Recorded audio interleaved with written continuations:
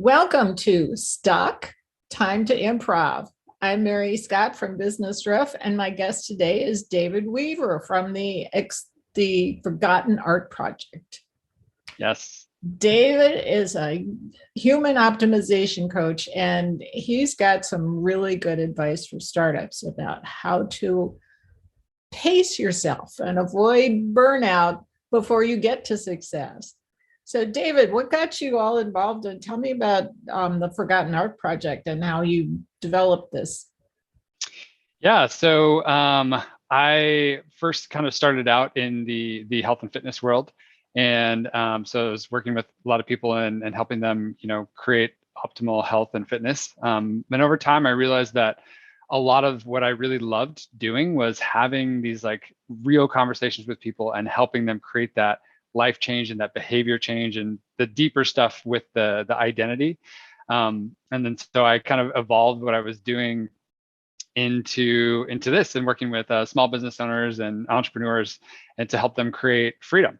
And definitely know what it's like to be on that roller coaster of emotions and stress and all of that. And, running a business. My first business was 8 years of that. So, yeah. So you got some tips for us, right? I do. One of the biggest things that I wanted to share today is just that there are like a million things we can do, right? It's like, oh, well, we could do this. We could try that. We could make this happen. But I think where the power really comes in avoiding burnout and not being so stressed out all the time is to pay attention to who we are being while we are doing. Because so much of the time we're really just focused on that practical, tactical, which is super important. Mm-hmm. But the opportunity for us to go through life much easier and like have a lot more peace and not get to this place of being so stressed out that we become burned out is fully in our control when we decide how we're going to show up to all of the different things that we are doing.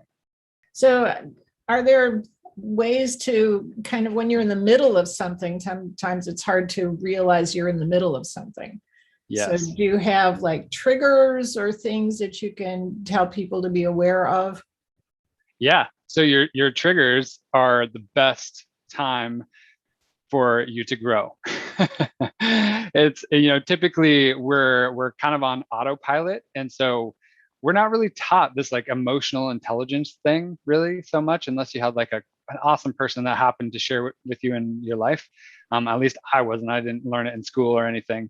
But if we get triggered, we get like really stressed out about something, we can choose to do what we have always done with that, which is probably to react negatively, to get, to feel more stressed out. But we could also choose to pause for a moment and go, that's interesting. Why am I getting so upset about this thing that's happening right now? And just that's like the first thing is just to start paying attention to it and then being curious about it instead of like creating all this judgment on ourselves, like, oh, I'm triggered by this thing, I'm so stressed up, and then I'm beating myself up more about being stressed out and just like this downward cycle. So I'd say, yeah, that's the first step is to just start noticing it and then being curious about it.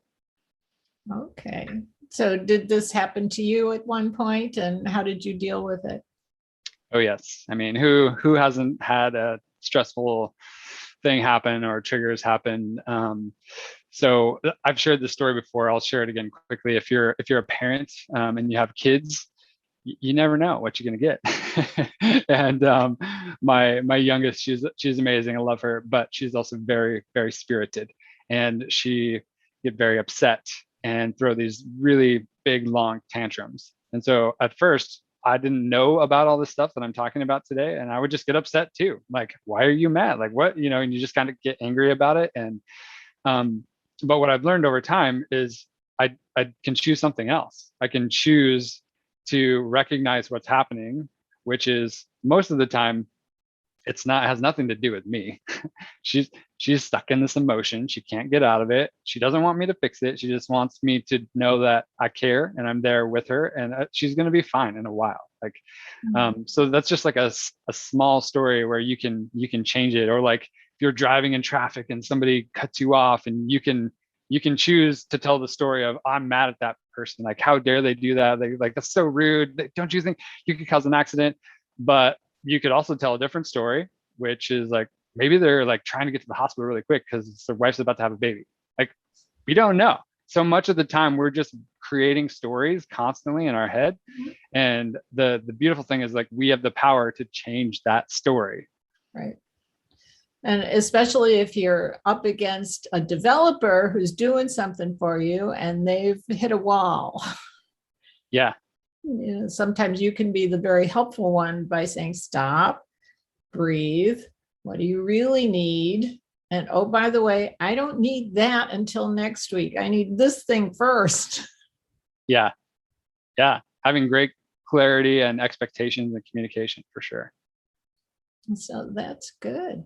Any other advice to avoid burnout other than just recognizing stress and doing some coping skills to go with it?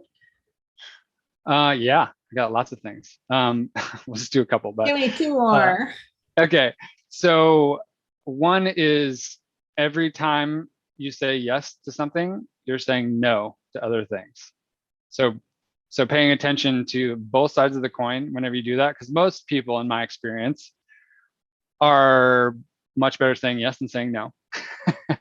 And so we can kind of create, some of these pressures and this external stuff that's happening from just saying yes to too many things, and saying yes to things that aren't actually moving the needle forward in our business, and aren't actually things that are truly most important to us. They don't line up with our values, but we say yes anyway because we don't want to offend somebody.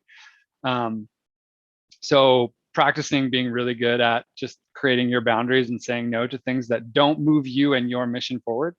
That's one that I'd say. And then along with that too is, don't put yourself last, because you are the most important person running the whole show. So really, making sure that you're doing the things that are going to give you energy, that fill you up with life, making sure you get, simple stuff. But nobody's doing it. Nobody's actually sleeping enough.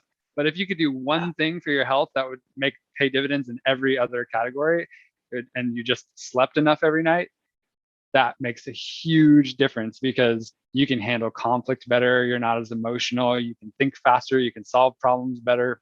Everything's better.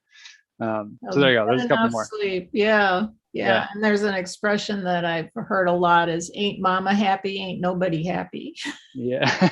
Yeah. And it's funny because like most of the time, business owners, they're givers. They really want to help other people.